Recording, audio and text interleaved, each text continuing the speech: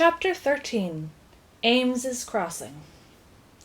In the loveliest town of all, where the houses were white and high, and the elm trees were green and higher than the houses, where the front yards were wide and pleasant, and the backyards were bushy and worth finding out about, where the streets sloped down to the stream, and the stream flowed quietly under the bridge, where the lawns ended in orchards, and the orchards ended in fields, and the fields ended in pastures, and the pastures climbed the hill and disappeared over the top toward the wonderful wide sky.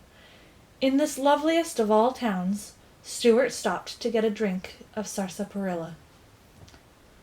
Parking his car in front of the general store, he stepped out, and the sun felt so good that he sat down on the porch for a few moments to enjoy the feeling of being in a new place on a fine day. This was the most peaceful and beautiful spot he had found in all his travels. It seemed to him a place he would gladly spend the rest of his life in, if it weren't that he might get homesick for the sights of New York, and for his family, Mr. and Mrs. Frederick C. Little, and George, and if it weren't for the fact that something deep inside him made him want to find Margalo. After a while, the storekeeper came out to smoke a cigarette, and he joined Stuart on the front steps. He started to offer Stuart a cigarette, but when he noticed how small he was, he changed his mind. "Have you any sarsaparilla in your store?" asked Stuart. "I've got a ruinous thirst." "Certainly," said the storekeeper. "Gallons of it. Sarsaparilla, root beer, birch beer, ginger ale, moxie, lemon soda, Coca-Cola, Pepsi-Cola, Dipsy-Cola, Pepsi-Cola, Popsy-Cola, and raspberry cream tonic. Anything you want." "Let me have a bottle of sarsaparilla, please," said Stuart, "and a paper cup." The storekeeper went back into the store and returned with a drink. He opened the bottle, poured some out into the cup, and set the cup down on the step below Stuart, who whipped off his cap, lay down on his stomach, and dipped up some of the cool, refreshing drink, using his cap as a dipper. "That's very refreshing," remarked Stuart. "There's nothing like a long, cool drink in the heat of the day when you're traveling." "Are you going very far?" asked the storekeeper. "Perhaps very far," replied Stuart. "I'm looking for a bird named Margalo. You haven't sighted her, have you?" "Can't say I have," said the storekeeper. "What does she look like?" "Perfectly beautiful," replied Stuart, wiping the sarsaparilla off his lips with the corner of his sleeve. "She's a remarkable bird. Anybody would notice her. She comes from a place where there are thistles." The storekeeper looked at Stuart closely. "How tall are you?" he asked. "You mean in my stocking feet?" said Stuart. "Yes." 2 inches nothing and a quarter," answered Stuart. "I haven't been measured recently, however. I may have shot up a bit." "You know," said the storekeeper thoughtfully, "there's somebody in this town you really ought to meet." "Who's that?" asked Stuart, yawning. "Harriet Ames," said the storekeeper. "She's just your size. Maybe a trifle shorter, if anything." "What's she like?" asked Stuart. "Fair, fat, and 40? "No, Harriet is young, and she is quite pretty. She is considered one of the best-dressed girls in this town, too.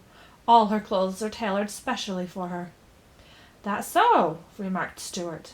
"Yes, Harriet's quite a girl. Her people, the Ameses, are rather prominent in this town. One of her ancestors used to be the ferryman here in Revolutionary days.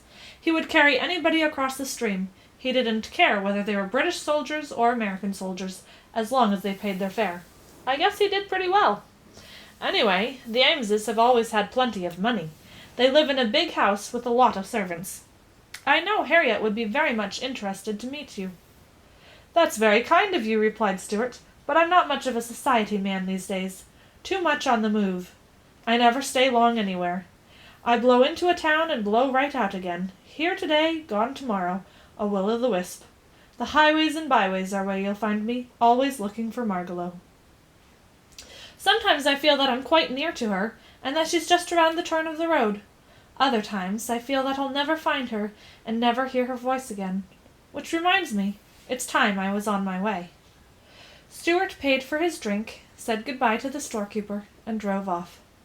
But Ames Crossing seemed like the finest town he had ever known, and before he reached the end of the main street he swerved sharp left, turned off into a dirt road, and drove down to a quiet spot on the bank of the river. That afternoon he swam and lay on his back on the mossy bank, his hands crossed under his head, his thoughts returning to the conversation he had had with the storekeeper.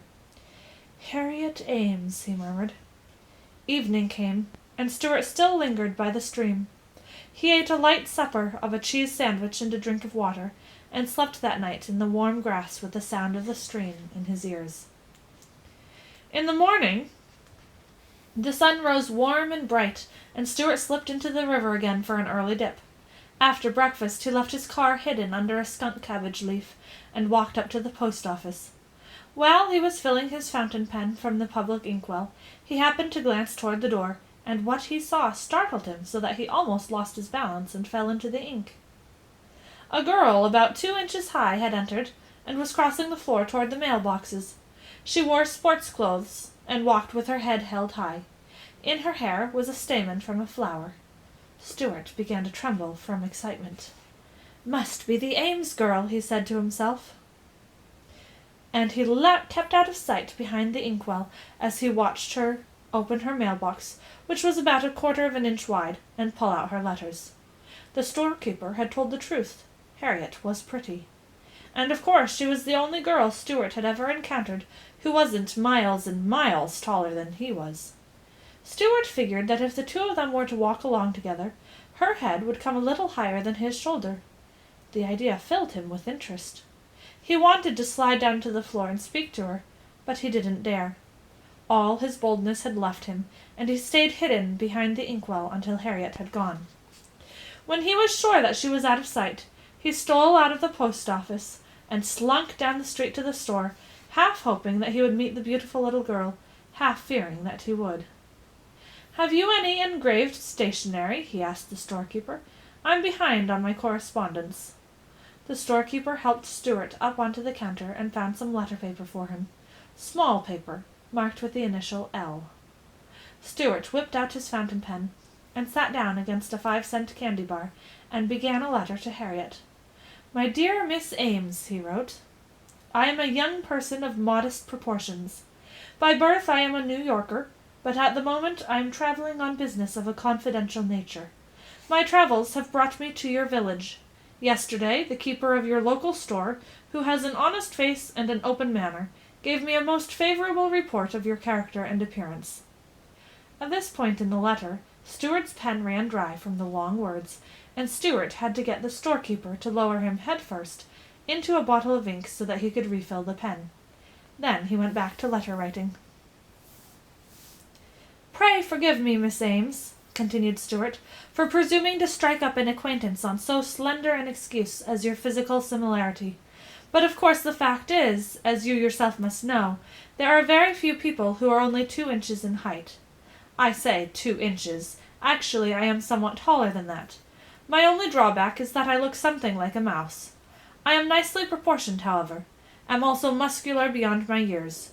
Let me be perfectly blunt. My purpose in writing this brief note is to suggest that we meet. I realize that your parents may object to the suddenness and directness of my proposal, as well as to my somewhat mouse-like appearance, so I think probably it might be a good idea if you just didn't mention the matter to them. What they don't know won't hurt them. However, you probably understand more about dealing with your father and mother than I do, so I won't attempt to instruct you, but will leave everything to your good judgment. Being an outdoors person, I am camped by the river in an attractive spot at the foot of Tracy's Lane. Would you care to go for a paddle with me in my canoe? How about tomorrow afternoon toward sundown, when the petty annoyances of the day are behind us, and the river seems to flow more quietly in the long shadows of the willows? These tranquil spring evenings are designed by special architects for the enjoyment of boatmen. I love the water, dear Miss Ames, and my canoe is like an old and trusted friend." Stuart forgot, in the excitement of writing Harriet, that he did not own a canoe. "If you wish to accept my invitation, be at the river tomorrow about 5 o'clock. I shall await your arrival with all the eagerness I can muster. And now I must close this offensive letter and catch up with my affairs. Yours very truly, Stuart Little. After Stuart had sealed his letter in an envelope, he turned to the storekeeper. "Where can I get hold of a canoe?" he asked. "Right here," replied the storekeeper. He walked over to his souvenir counter and took down a little birch-bark canoe with the words "Summer Memories" stamped on the side. Stuart examined it closely. "Does she leak?" asked Stuart. "It's a nice canoe," replied the storekeeper, bending it gently back into shape with his fingers. "It will cost you 75 cents plus a penny tax." Stuart took out his money and paid the man.